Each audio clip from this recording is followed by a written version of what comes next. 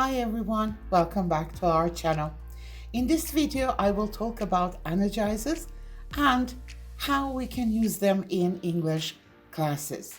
Now, first of all, let's clarify what energizers are.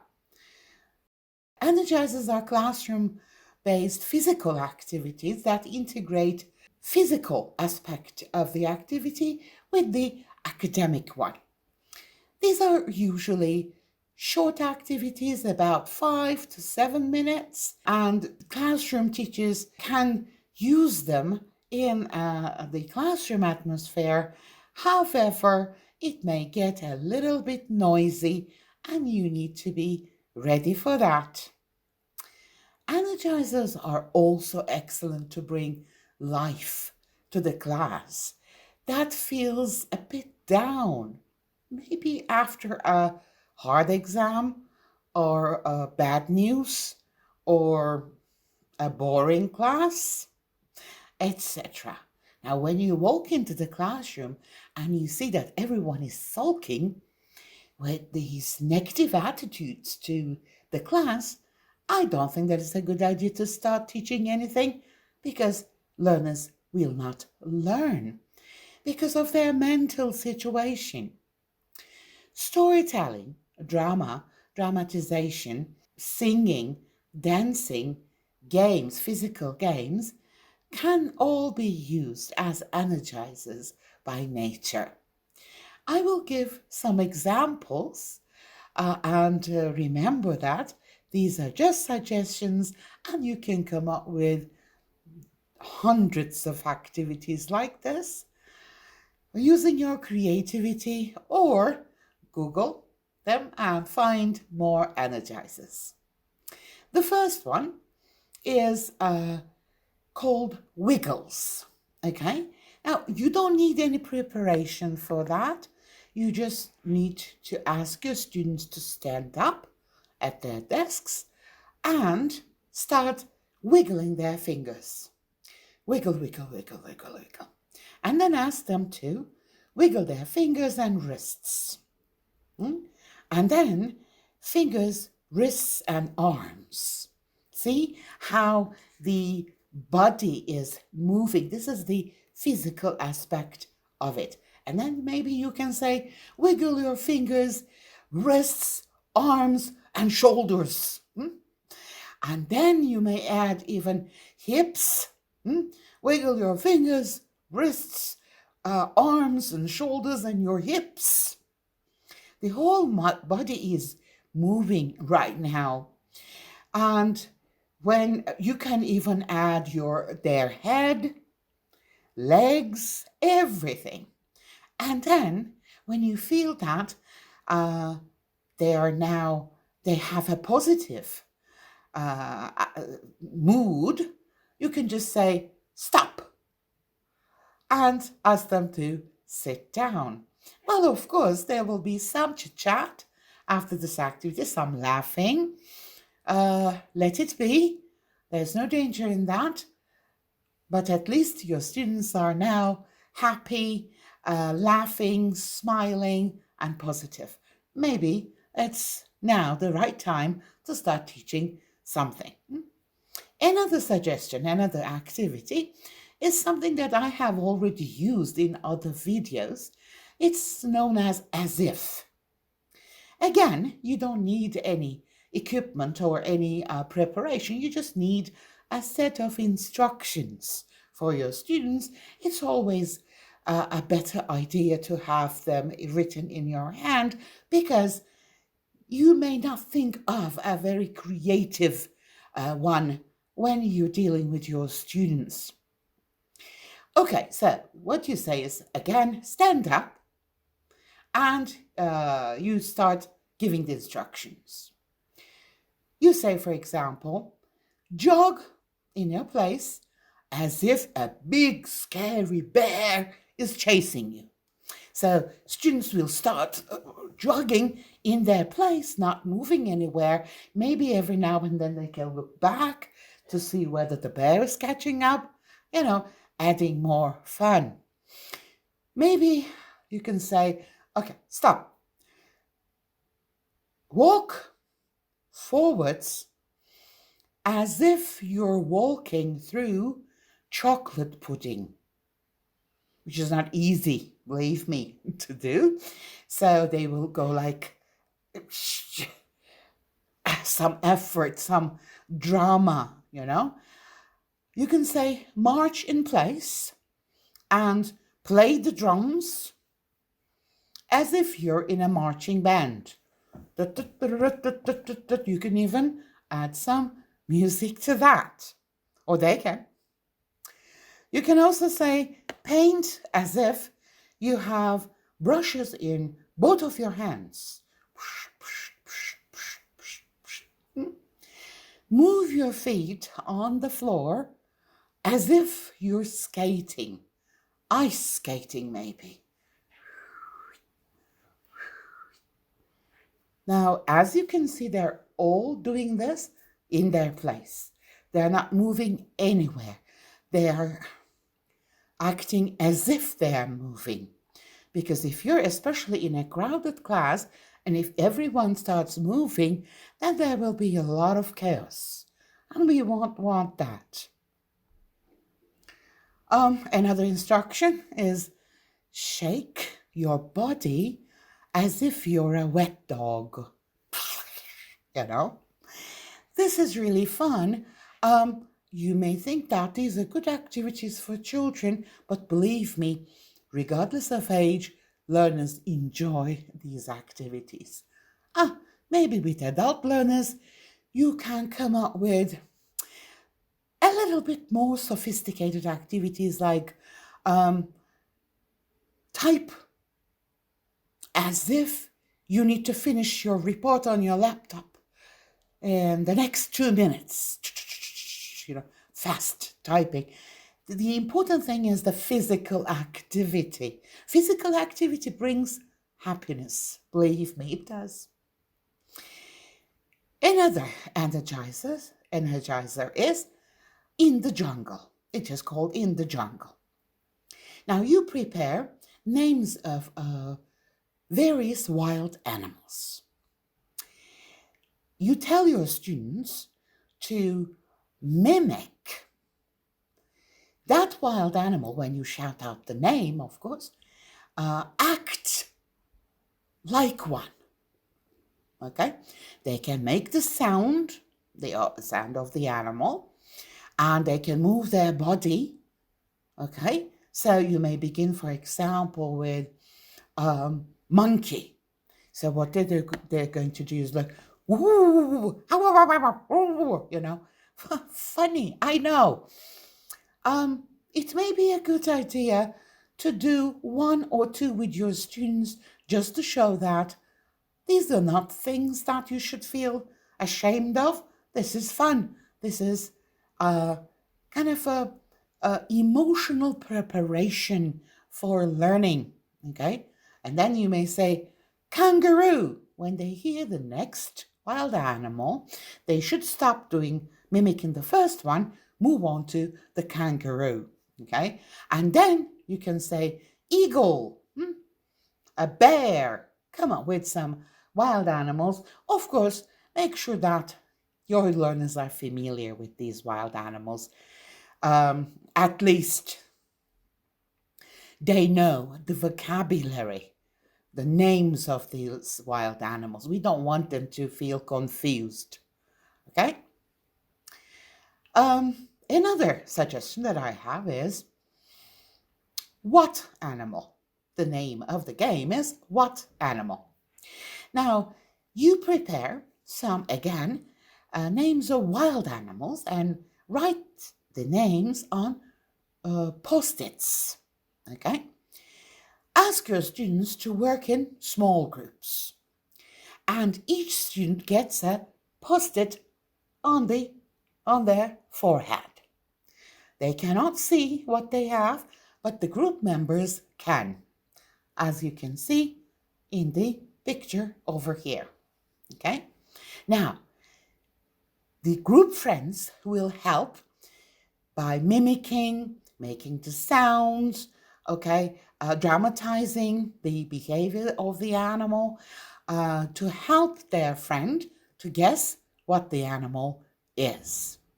You may limit the number of guesses. You may say you have only 3 guesses. The group that finds all the answers first wins the game, of course. Okay, another activity is singing and dancing. For this, you need to use a song that students are already familiar with, and the song needs to have a kind of a fast rhythm, melody, okay, because they're going to dance. Here, I'm going to suggest, for example, doing the train dancing. So ask your students to stand in a line and ask them to hold their friend's waist, okay, facing one way because they're going to move in the classroom as a train. And they start singing, you start singing, they will accompany you. You will sing all together. When the music begins, they start running, not in a fast manner, maybe just, like a train kind of thing. For this, I'm going to suggest a song like She'll Be Coming Round the Mountain, because it has a fast melody, rhythm, and students can easily dance with this melody. She'll be coming round the mountain when she comes. She'll be coming round the mountain when she comes. She'll be coming round the mountain, coming round the mountain, coming round the mountain when she comes. Singing ya ya yippee yippee ya. Singing ya ya yippee yippee ya. Singing ya ya yippee ya ya yippee ya ya yippee yippee ya. You may ask your students to shout. I know it's going to be very noisy, especially when it comes to yippee-ya-ya parts. Okay? Shouting gets the negative energy out of your chest. But this one is not an angry shout. It is a happy, fun shout. Okay? You can find the lyrics of this song, She'll Be Coming Round the Mountain, on the net. And you can even find the melody, the song itself. But a quick warning, if you do not sing together with your students, if they only listen to the mechanical sound coming from the laptop or a CD player or whatever machine you're using, it will not be clear for them. They need to hear human voice to identify word boundaries, okay, to accompany you successfully. Okay, another suggestion is a snowball fight. Now, you may say, where am I going to find snowballs? Well, you're going to make snowballs. Well, students are going to make snowballs. Let each student take out a sheet of paper and write down 3 interesting things not very widely commonly known about themselves, and avoid their names, of course, and then crumple up their papers in the form of a snowball, okay? And then ask them to have a snowball fight in the classroom. When you shout, stop, students are going to pick up one snowball from the floor and unfold the paper. Each student must try to find the student whose snowball they picked up, as you can see in the picture. It is a fun activity. You can use it several times.